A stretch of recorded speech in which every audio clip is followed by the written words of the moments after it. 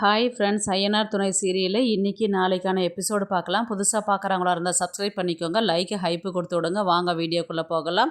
நேற்றுக்கு எபிசோடு இதில் முடிச்சிருப்பாங்கன்றது பார்த்திங்கன்னா, சோழன் வந்து நிலாவை கூப்பிட்டு, இப்போ பார் நான் நீ வா போன்னு தான் பேசுவேன், அவன் நிலா கம்முனே இருப்பா பாரு அப்படின்ற மாதிரி தான் வந்து சொல்லுவாங்க.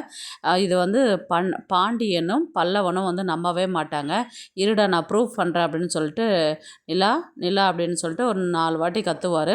அதுக்கப்புறம் தான் வரேன் அப்படின்னு சொல்லிட்டு நிலா வருவாங்க. இங்கே வந்து ஒட்டனம் அதிகமாக இருக்குது இல்லையா அப்படின்ற மாதிரி கேட்டதுக்கு, ஆமாம் இங்கே டிவி மாட்டலாமா அப்படின்னு சொல்லி கேட்டதுக்கு, நானும் வந்த நாள்லேருந்து டிவி பார்த்ததே கிடையாது, டிவி வாங்கன்னு எத்தனையோ வாட்டி சொல்லிட்டேன், ஆனால் நீங்கள் வாங்கவே இல்லையே அப்படின்ற மாதிரி தான் வந்து சொல்லியிருப்பாங்க.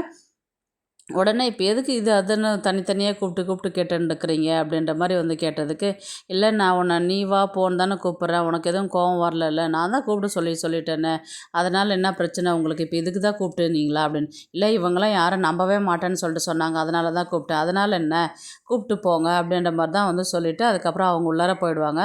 பாத்தியாடா அப்படின்ற மாதிரி தான் வந்து சைகை காட்டுவார் சோழனும். யாருக்குன்னா பாண்டியனுக்கும் பல்லவனுக்கும் காமிப்பார். உடனே 2 பேரும் பரவாயில்லையே அப்படின்ற மாதிரி தான் வந்து அவங்க 2 பேருடைய ரியாக்ஷனும் அப்படி தான் இருக்கும். அதுக்கப்புறம் வந்து பார்த்திங்கன்னா சேரன் தான் கேட்பார், அப்போ நீ நைட்டு சொன்னது அத்தனையும் உண்மையாடா அப்படின்ற மாதிரி தான் வந்து சேரன் கேட்பார். ஆமாண்ணே நான் தான் சொன்னேண்ணே, நீங்கள் தான் யாரை நம்பவே இல்லை அப்படின்ற மாதிரி தான் வந்து சோழன் சொல்லுவார். அதுக்கப்புறம் வந்து பார்த்திங்கன்னா இவர் சேரனும் பாண்டியனும் வந்து ட்ரெஸ்ஸை வந்து துவைச்சி போட்டுருப்பாங்க. இதில் என்னடா உன் ட்ரெஸ் இவ்வளோ அழுக்காக இருக்குது அப்படின்ற மாதிரி சொன்னதுக்கு, ஆனால் நான் மெக்கானிக் ஷாப்பில் வேலை செய்கிறேன்னா இப்போ நான் அழுக்கு சேராது என்ன பண்ணோம், நான் கொடுங்க நான் துவைச்சிக்கிறேன், நீ ஏன் அதெல்லாம் செய்கிற அப்படின்ற மாதிரி தான் வந்து பாண்டியன் வந்து சொல்லுவார். அதுக்கப்புறம் இவங்க 2 பேரும் இவர் போயிட்டு அந்த பனியன் வாங்கி இவர் அலசி போடுவார். அதுக்கப்புறம் இவர் சேரன் என்ன சொல்லுவார்னா, இப்போ சோழன் எல்லாம் இப்போ பார்த்தேன்னா எவ்வளோ காலையில் எவ்வளோ ஹாப்பியாக சந்தோஷமாக ஒருமையில் பேசும்போது கூட அவ்வளோ ஹாப்பியாக இருந்தாங்க அப்படின்ற மாதிரி பாண்டியன் வந்து சேரன் கிட்ட சொல்லுவார். ஆமாண்டா நானும் நோட் பண்ணேன், ஏதோ ஒரு இங்கிலீஷில் ஒரு நல்ல வார்த்தை இருக்குமே ஹஸ்பண்ட் அண்ட் ஒய்ஃப்குள்ளே அப்படின்னு சொல்லிட்டு சொல்லும் போது, அண்டர்ஸ்டாண்டிங்கா அப்படின்ற மாதிரி வந்து பாண்டியன் சொல்லுவார். ஆமாண்டா இப்போ 2 பேருக்குள்ளே ஒரு அண்டர்ஸ்டாண்டிங் வந்துருக்குது, ஒருத்தருக்கு ஒருத்தர் புரிஞ்சுக்கிட்டாங்க, இப்போ இதே மாதிரி கடைசி வரலும் இருந்தாவே போதும்டா எனக்கு, நிலா நல்ல பொண்ணு தான், ஆனால் சோழனும் நல்ல பையன்தான், இருந்தாலும் இவங்க அட்ஜஸ்ட் பண்ணிக்கிட்டு ஒன்றா இருந்துட்டாவே எனக்கு அதே போதும்டா அப்படின்ற மாதிரி தான் வந்து சேரன் வந்து சொல்லுவார்.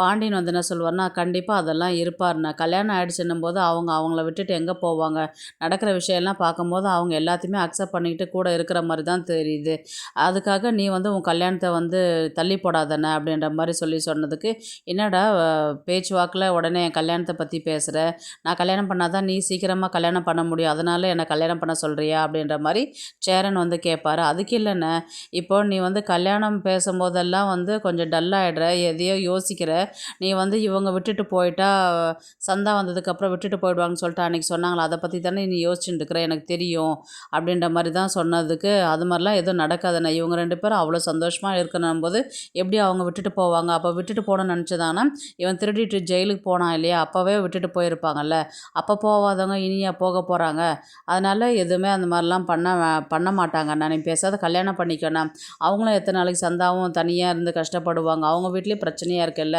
அதனால் யோசிச்சு நீ ஒரு முடிவு பண்ணன அப்படின்ற மாதிரி தான் வந்து பாண்டியன் வந்து சொல்லுவார். இவர் சேரன் வந்து யோசிக்கிறேன் அப்படின்ற மாதிரி தான் வந்து தலையாட்டிட்டு போவார்.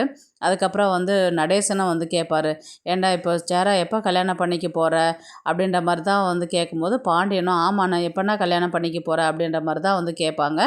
உடனே வந்து இல்லை உனக்கும் அந்த பொண்ணை பிடிச்சிருக்குது, அந்த பொண்ணுக்கும் உன்னை பிடிச்சிருக்குது, அவங்க அண்ணனும் கல்யாணத்துக்கு சம்மதிச்சிட்டான், அப்புறம் எதுக்குடா அந்த பொண்ணை வந்து கல்யாணம் பண்ணிக்காத இது பண்ணிட்டு இருக்கிற, ஒரு பொண்ணு சம்மதம்னு சொன்ன உடனே நீ கல்யாணம் பண்ணிக்கணும், நாள் தள்ளி போட்டுக்கிட்டே இருந்தனாக்கா பிரச்சனை வேறு மாதிரி போய் முடியும், அதனால் கல்யாணம் பண்ணிக்கிறது சீக்கிரமாக பண்ணிக்க அப்படின்னு சொன்னதுக்கு, நிலாவும் என்ன சொல்லுவாங்கன்னா, ஆமாங்கண்ணா நானும் எத்தனையோ வாட்டி சொல்லிட்டு இருக்கிறேன் நான் அப்படின்ற மாதிரி தான் வந்து நிலாவும் சொல்லுவாங்க.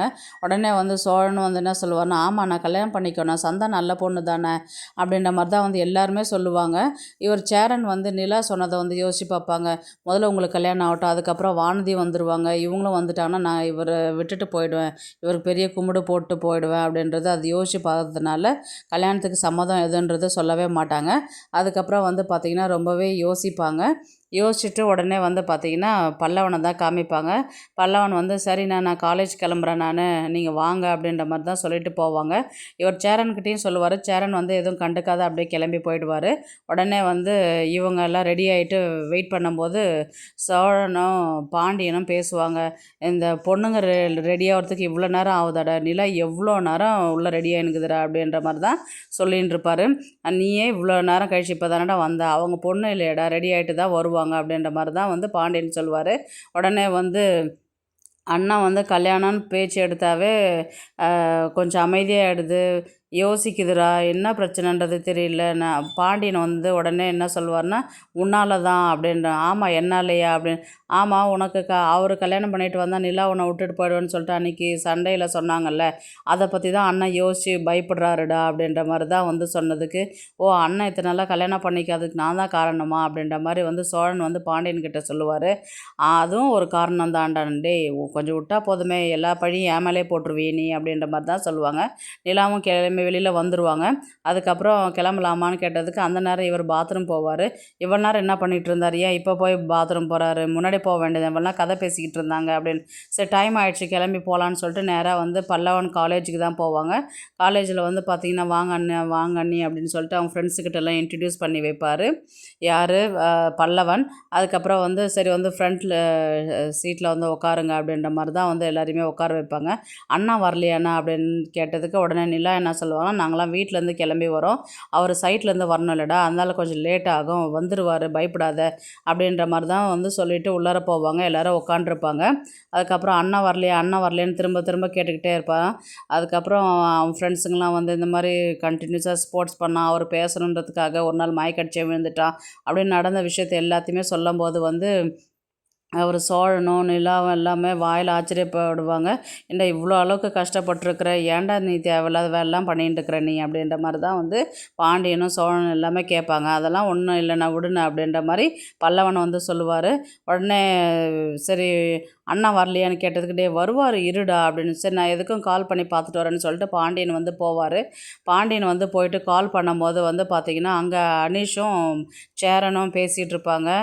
யார் ஃபோனில் அனீஷ் இவ்வளோ நேரம் பேசிக்கிட்டு இருந்த, சொந்தக்காரங்க தான் பையா, எத்தனை நாளைக்கு தான் நானும் இந்த இன்னைக்கு கூட்டிகிட்டு வரேன் நாளைக்கு கூட்டிகிட்டு வரேன், இந்த ரீசன் அந்த ரீசன் சொல்லிட்டு சொல்லின்னு இருக்கிறேன், இப்போ எனக்கு என்ன பண்ணுறதுனே தெரியல எனக்கு அப்படின்ற மாதிரி தான் வந்து சொல்லின்னு இருக்கிறாங்க. அதுக்கெல்லாம் பயப்படாத அனீஷ், நான் தான் கூட இருக்கிறேன்ல, எந்த பிரச்சனையும் வராமல் நான் பார்த்துக்கிறேன் நான் அப்படின்ற மாதிரி தான் வந்து சேரன் வந்து சொல்லுவார். உடனே கால் வரும். கால் வந்ததுக்கப்புறம் அண்ணா எங்கே இருக்கிற அப்படின்னு கேட்டதுக்கு, நான் சைட்டில் இருக்கிறேன்டா அப்படின்னு. ஏன் கிளம்பலையாண்ணா, கிளம்பலையா எதுக்கு கிளம்பணும் எங்கே வரணும் அப்படின்னு சொல்லிட்டு கேட்டுட்டு அப்படியே இன்றைக்கான எபிசோடு முடிப்பாங்க. நாளைக்கு வந்து பார்த்திங்கன்னா இவர் சேரன் தான் வந்து என்னன்னா பல்லவன் இன்றைக்கி ப்ரைஸ் வாங்குறான் கிளம்பி வான்னு சொல்லிட்டு சொல்கிறாரு இல்லையா. உடனே வந்து நடந்த விஷயத்தை எத்தனையுமே சொல்கிறார். இவ்வளோ கஷ்டப்பட்டுருக்கிறான், எல்லா ஸ்போர்ட்ஸ்லையுமே கலந்துட்டுருக்கிறான், மயக்கடிச்செல்லாம் விழுந்து ரொம்பவே கஷ்டப்பட்டுருக்கிறான், அவன் கஷ்டத்துக்காக நீ வந்து போன, அவன்கிட்ட பேசலான்னா பரவாயில்ல, அட்லீஸ்ட் சும்மானா வந்து போனேன் அப்படின்ற மாதிரி தான் வந்து பாண்டியன் வந்து பேசிட்டு வைப்பார்.